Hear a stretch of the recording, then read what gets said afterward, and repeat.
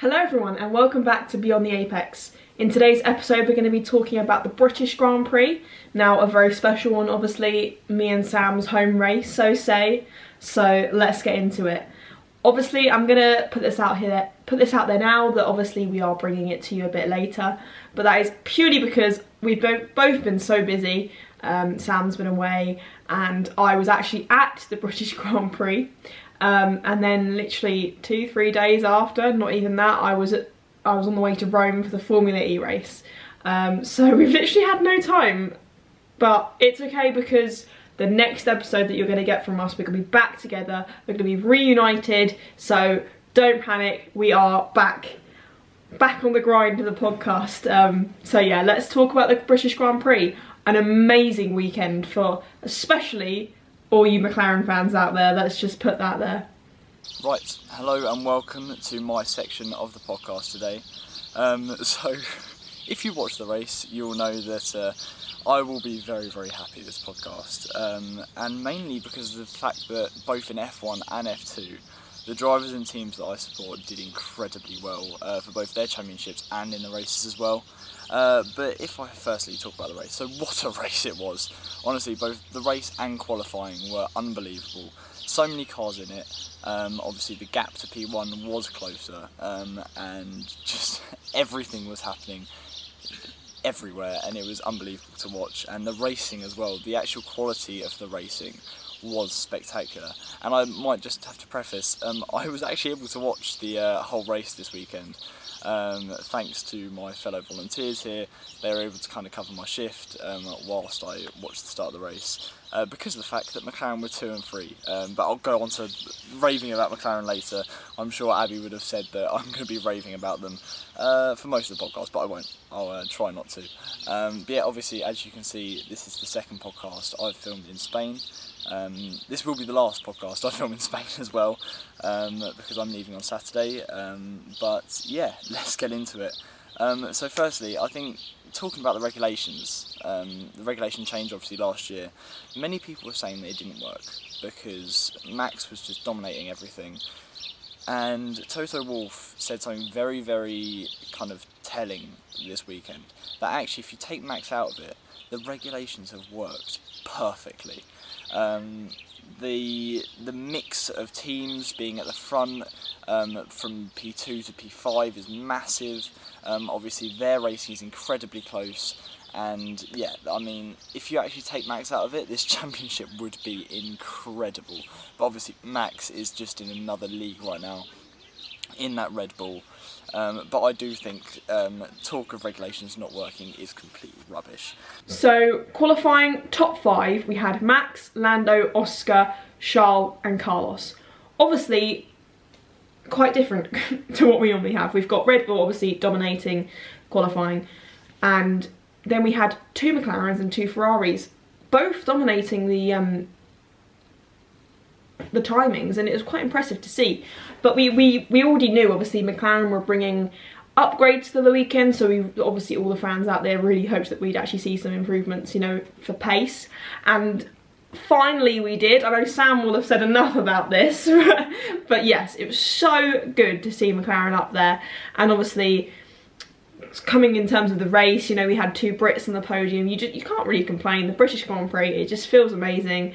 Actually, first of all, before I do anything, I want to, because I'm going to go on to the race in a minute, but I want to continue with qualifying and say that obviously because it was wet, the track was slippy. So yeah, we had a few interesting points. You know, Albon, for example, the pace of the Williams, he really brought it through for the British Grand Prix, I'm not going to lie. He had really good pace in practice, and that did move over to qualifying. He actually qualified P8 ahead of the Aston Martin of Alonso and Pierre Gasly, so it was really good to see him up there obviously as well because of the British Grand Prix. It felt really good, but it was also really good to see the Williams up there with the pace in qualifying. Perez, actually, I want to say quickly, not showing perhaps the pace that Red Bull would want him to be showing as a second driver, or as a driver in general. You know, we've got 2 McLarens up there together, we've got 2 Ferraris up there together, and then we've got Max. Perez is nowhere to be seen. Perez hasn't gotten out of Q1 for Monaco, Spain, Canada and Austria, and then Silverstone he hasn't got out of Q1. It is beginning to become slightly a bit of an issue. Obviously Silverstone a bit different, the conditions were tricky. You can't say, I'm not saying that Perez is a bad driver, I'm just saying obviously the conditions were so tricky, but he did make it out of Q1 and it was by 200ths of a second, so not that lot, not that lot, that's not English. Not that much is what I was trying to say, but it's still not good enough to get out of Q1, which is quite concerning, and I would assume that the whole silly season thing is going to also revolve around that as well. Whether we're actually going to see Perez in the Red Bull next year or not, we don't know. But yeah, one thing as well, the Haas, Kevin lost power and there was a red flag during qualifying, and that was actually on the Wellington straight on the exit of Stowe. I remember seeing that. That wasn't the best, but obviously that meant that all the teams went in and like, yeah, don't know where I'm going with that, but yeah, he lost power. And then obviously Q3, Norris was so close to taking pole position, but obviously Max had to dominate and Red Bull just had the advantage, so they got pole position. But obviously Lando's home race, P2, still incredible, you know, the crowd's reaction was insane, and that's what I was going to say, is that Sam, can you insert now, tries to come across and cut off Max Verstappen. Oscar Piastri tries to dive in the inside. Lando Norris leads the British Grand Prix from Max Verstappen and Oscar Piastri. You can hear the roars as Lando Norris leads in fourth place. Grandstands in general, when Lando actually was in the lead into turn 1. But yeah, so moving on to Red Bull, still another dominant weekend from Max, I would say, despite McLaren being a lot closer. They are still very quick, and whether Max is still managing his tyres to the extent that he did in like Canada, for instance, or Spain, is yet to be determined, but that gap is definitely closing. And Max was very calm and collected throughout the entire weekend, I would say, especially when Lando got ahead of him. Obviously we didn't see the old Max come out. We didn't see the old Max chucking it round a corner, around the outside of a corner, trying to get in the lead. He stayed behind Lando for 6-7 laps before he was like, right, I'm able to now make a move quite easily with DRS, or I've got to fly, with DRS and ERS, and it was pretty simple for his overtake into Luffield. But at the same time, a few years ago, that Max wouldn't have come out. He would have probably sent it into the second corner. So yeah, but moving on to Checo, it was a very poor recovery. He should have been much closer to the podium, especially in that rocket ship of a Red Bull. Obviously, it's not as much the rocket ship now, but it is still, there was still a lot of cars in front of him that he should have overtaken a lot quicker. And talking about Checo at the moment, my God, he hasn't got into Q3 for 5 races in a row. And at what point do you say, look, Red Bull need a better second driver? Because at the moment he is doing the perfect job. He is not the perfect job, I would say, but he's doing the job. He's getting the points, he's not threatening Max, which is what Red Bull want, and yet they're still leading the team championship by a ton. They do not want someone like Lando, like Charles in their team, who would threaten Max. That is simply not what they want at all. They want someone who can just do the job, secure the constructors, and call it a day. And that is what Checo's doing, but at the same time, he is risking his drive a lot by getting knocked out in Q3 in what is one of the most dominant cars that's ever been in Formula 1. He's been knocked out 5 times before Q3. He should definitely be doing a better job. However, he did recover somewhat. I think it was to P6 in the end. But yeah, he should have been a lot closer to the podium, especially with the safety car. But moving on to Ferrari, very poor pace. Very, very poor pace. They should not be in a car where they are getting 9th and 10th at a track like Silverstone. It genuinely looked like they had the possible 5th fastest car this race, and whether it was to do with strategy, they had very, very strange strategy at the start, changing from I think it was the mediums to the hards in like 15 laps when George lasted 26 laps on his softs, and they did it with both cars, which was even more confusing. And I think with better strategy they 100% could have been up there fighting for the podium. But it was a very weird strategy at the start, and I think everyone could tell that. But yeah, that's really all to say about Ferrari. It was just a very poor weekend. But moving on to Mercedes, I would say it was a good result. It was a very, very good result for Mercedes. Obviously, Lewis got on the podium. He got lucky with the safety car, but that's racing. Everyone's saying, oh, Piastri deserved this, Piastri deserved that. I'm a McLaren fan, die hard, but safety cars are part of the sport. And he just got unlucky, and Lewis got lucky. And then he did what he needed to do to stay on the podium. They are pushing for second fastest car at the moment, but their quali pace isn't great still. But their race pace is above, their race pace is probably for the second fastest car, but their quali pace is what's letting them down at the moment. But as soon as they get on top of that, they are going to be fighting for second fastest car. Obviously, I'll go on to Aston Martin, but it looks like their competition is kind of going away for second place, because Ferrari are losing their pace, Aston Martin losing their pace. Whether it's losing their pace or they're just improving a lot, we won't know. But at the moment, it's definitely looking like Mercedes are solid for second place in the Constructors this season. So moving on to Alpine, it was a very poor weekend, with both cars out of the race. Gasly, when he was fighting, had good strong pace, especially when he was fighting with Alonso. But he did have that incident with Stroll, I believe. It wasn't his fault, it was unfortunate, and Stroll did get a penalty, but it did obviously force Gasly to go out of the race. But again, I only think he would have been fighting for the lower end of the points. And they are fighting Williams for the sixth fastest car at the moment, I would say, definitely. Their kind of aim of being up closer to the top four is kind of wearing away, with Aston Martin and McLaren being kind of up there. And I will talk about this more later on, but I do think Aston Martin's pace is track dependent, which we weren't saying at the start of the season. It's crazy to think how much this season has changed, and we're only 10 races in. But yeah, I do think it's quite track dependent. Moving on to McLaren. Unbelievable weekend. I've literally just put in my notes, unbelievable, unreal. Lando got on the podium. Oscar, on pace, deserved a podium. He was kind of 5 seconds in front of the people behind him. Obviously then, I think he pitted, and then the safety car came out, which obviously screwed over his race. He then dropped back below Lewis onto the hards, which meant he couldn't really overtake. With 8 more laps to go, I definitely think Oscar would have been in there with overtaking Lewis, because Lewis's tyres were completely gone. But yeah, we have the best, well, obviously not the best pace, but we were able to fight the Red Bulls. For a long time we were only 3 seconds behind. Lando was able to manage that gap, and yeah, and we've still got more upgrades to come. Obviously we've got more upgrades in Hungary not next weekend, the week after, to come. And we're above Alpine in the Constructors now, and yeah, it is the most positive McLaren weekend I think I've had since Monza 2021, I would say. And possibly this is even better, because where we were at the start of the season, obviously if you've been watching this podcast since we started it, the place where McLaren were at the start of the season, we were dead last. Lando pitted 6 times in the first race. We were literally, if we had points, I was celebrating beyond belief.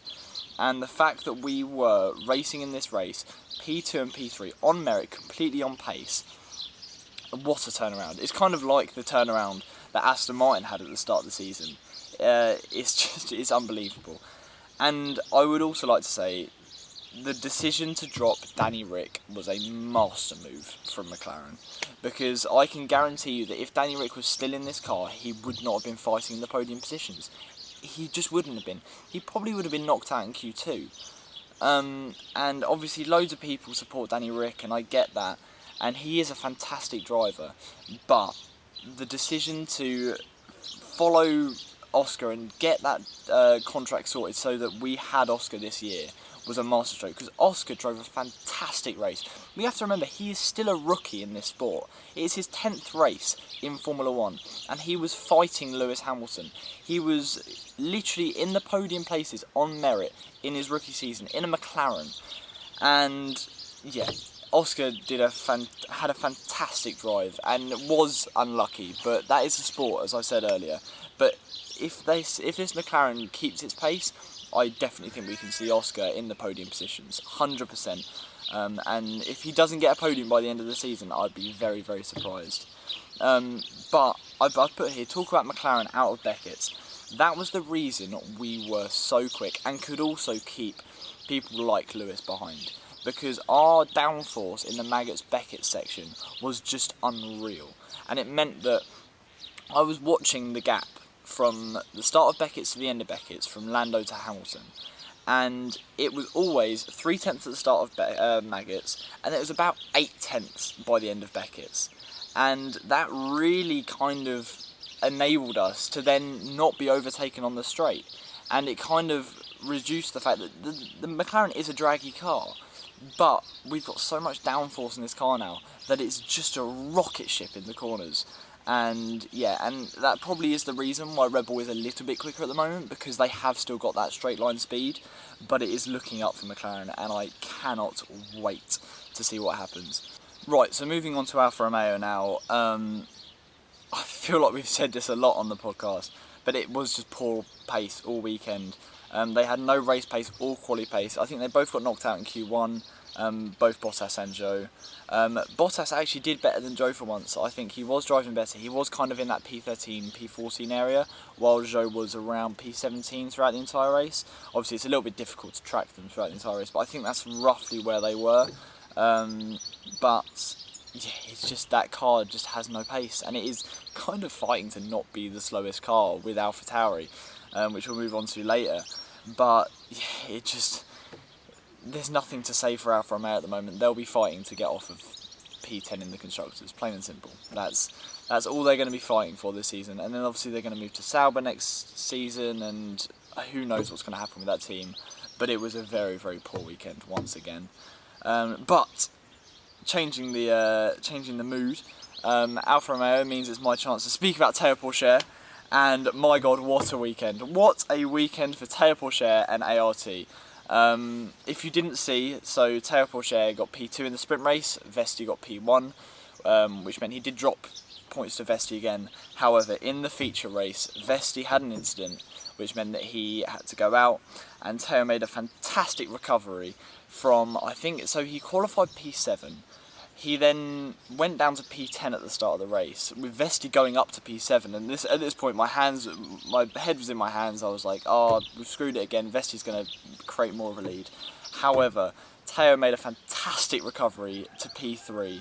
Obviously he went down to P4 at the end and then went up to P3, overtook Leclerc again, but yeah, and now the gap is 6 points to Vesti. This championship fight is so on, and it is brilliant because they are so equally matched, Vesti and Pourchaire, I think. But obviously we have Hungary next weekend as well, I believe. Well, in a fortnight's time we have Hungary, and I think F2 are racing there as well, along with Spa. So yeah, lots of F2 races to come, and this championship is getting so close. So if you do not watch Formula 2, stick it on in the morning. It's normally about 4 hours before the F1, and it is just fantastic racing non-stop. Obviously it's a spec series, so it is just the quickest teenagers in the world racing for their lives. It is fantastic, and that championship fight is definitely on between Vesti and Théo. So yeah, very, very happy for Théo. If you didn't know, I'm a Théo Pourchaire fan. But yeah, fantastic weekend. But going on to Aston Martin, poor pace again. I said earlier, it is looking like that car is very track dependent, which we didn't think earlier on. When we were going to Bahrain, to Saudi, to Australia, to, I can't remember what was after Australia, Baku, they didn't have great pace, but it wasn't looking like this car was track dependent. It looked like it worked everywhere. And then we went to Spain and they had very poor pace. And then we went to Austria and they had very poor pace. By very poor pace, I mean they're still in the points. But in terms of where they were battling the Red Bulls earlier on in the season, this is the second race in a row where they've been at the bottom end of the points. Alonso was like 7/10 off of pole, which we would have never seen earlier in the season. He was normally 3/10 off maybe and fighting for front row, and now he's fighting to get into Q3. So it is weird, and he was battling the Alpines. Whether he was playing with them or not, we won't know, because I do think that Aston Martin has better pace than the Alpine, but they are battling for possible 5th fastest car, possibly even 6th. And they were comfortable 2nd fastest car earlier on in the season. So, yeah, and Stroll was outperformed again. It is looking like that Spain performance was kind of a... can't remember the word, but it was an anomaly. But yeah, Alonso is outperforming Stroll like crazy, but was in the bottom end of the points, which is sad to see because seeing that Aston Martin up there was incredible to watch. But yeah, not a good weekend. Moving on to Haas, they were unlucky with Magnussen, but yet again they weren't going to be in the points at all because their race pace is just shambolic still. They do have better quali pace than race pace. Sometimes we'll see Hülkenberg get into Q3, but yeah, their race pace is truly letting them down at the moment, and they just can't fight for points at the moment.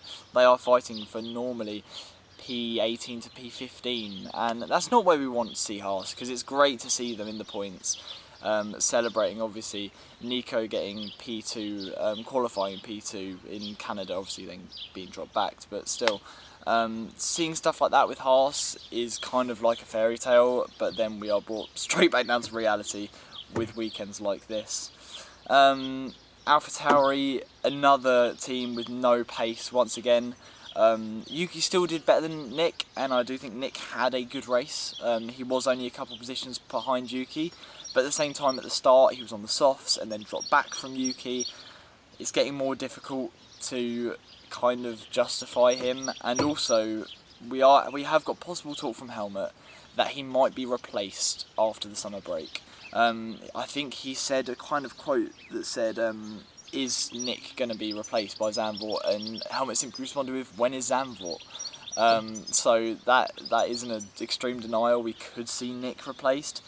By who? Lawson is the front runner, I think, at the moment. Danny Rick is always in the talks. Alex Palou from IndyCar, which I think would be great, bringing an IndyCar driver over, seeing how he is, because Alex definitely deserves a seat in Formula 1, along with Pato O'Ward, I would say.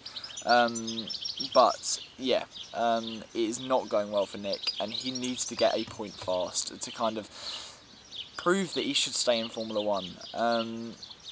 But yeah, again, a very, very poor weekend for AlphaTauri, out the points, nowhere near the points, and yeah, unfortunate.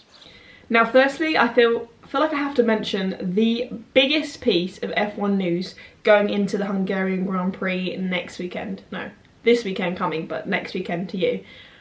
The biggest piece of F1 news, the start of silly season, some may say. Daniel Ricciardo is back on the grid. Back on the 2023 F1 grid. Who'd have thought? Somewhat of a surprise, maybe, maybe not so much. Daniel Ricciardo, whatever, however you want to call it. He's back and has replaced Nick de Vries in the AlphaTauri. Now, obviously, I say somewhat of a surprise, maybe not. AlphaTauri, obviously, being Red Bull's secondary team. Daniel Ricciardo started off the 2023 season being the 3rd driver for Red Bull. So obviously he had that connection with the team anyway. And we knew a few episodes before, I don't know if you remember, we talked about it, Nick de Vries was on a fine line, right? If he was not performing, he was going to be out, and he knew that. And he just hasn't been performing this season at all. So obviously he's been replaced by Daniel Ricciardo, which is slightly sad. Obviously you've got good and bad things about it. You know, Daniel Ricciardo's back on the grid, everyone's so excited, but obviously for Nick it's not that nice of a reality, I guess. But it was actually confirmed after Daniel Ricciardo drove for the Pirelli tyre test at Silverstone, and obviously showed lots of pace, and then Red Bull were like, look, listen, we reckon that he would be a good match for AlphaTauri, which is quite interesting because obviously Daniel Ricciardo not being on the grid in 2023, he said he wanted to be back in the car. Obviously he's always wanted to be back in the car, but he'd only want to be back in the car in a team that was going to challenge the top teams. So he's had to like change his mindset in terms of going back into AlphaTauri. AlphaTauri are on the bottom of the constructors this season, so like as of now. So he's had to change his mindset a little bit, but I think, you know, he said in many interviews that, you know, he's happy because he can progress from there. You know, there is a possibility that he could get the Red Bull seat when maybe Perez no longer, like, the silly season's gonna go mad. Let's just be real. Silly season is upon us. So who knows? Daniel Ricciardo might be back in the Red Bull. We don't know. So let's see. Obviously, I will also say, you know, Nick de Vries, who knows what will happen there? Maybe he'll go back to Formula E. I mean, he was doing so well in the Formula E season. So there are so many opportunities as well for him out there. But it is just so sad to see, because he's only 10 races into his rookie season and he's already been replaced. It seems quite harsh, but at the same time, it's such a harsh industry. You know, there's no room to not perform. And he wasn't performing in comparison to Yuki, you know, in the car that they're in, there's no room to make like mistakes or not be able to perform to the level that you should. And obviously Red Bull are the leading constructor, so you know they're always going to they want the best in their development team. I say development team, but obviously secondary team. They want the best, you know, to be able to then progress to Red Bull, to get the seats and race alongside Max or race, you know. So yeah, but who knows? Silly season is upon us, so we might see, hopefully, a change for de Vries, but still in the industry. But talking about a team that's leapfrogged a lot of teams recently is Williams. Fantastic pace. The quality should have been better.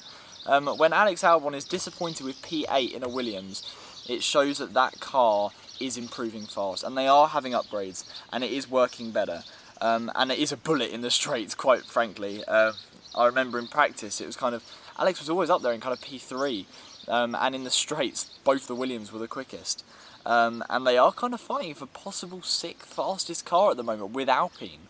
So it is quite interesting. Obviously, Alex had a fantastic race, P8, and Logan actually had a good race for once. I have been critical of Logan recently. I think he has been getting obviously a lot less hate than Nick and has been doing a worse job. But he was only a couple of seconds off the points. I think he finished P11 in the end. So a good race from Logan. I'll give him that. And yeah, hopefully we will see him in the points very soon, with that Williams being quite quick. But yeah, that's all the teams. So once again, it was an incredible race. I'm glad I got to watch it all. And next podcast that we film will be Hungary, and it will actually be in person again. And in person with Abby by my side. I'm sure she'll say that as well. But yeah, looking forward to that. And yeah, what a British Grand Prix. And McLaren have pace, finally. What a turnaround from the start of the season.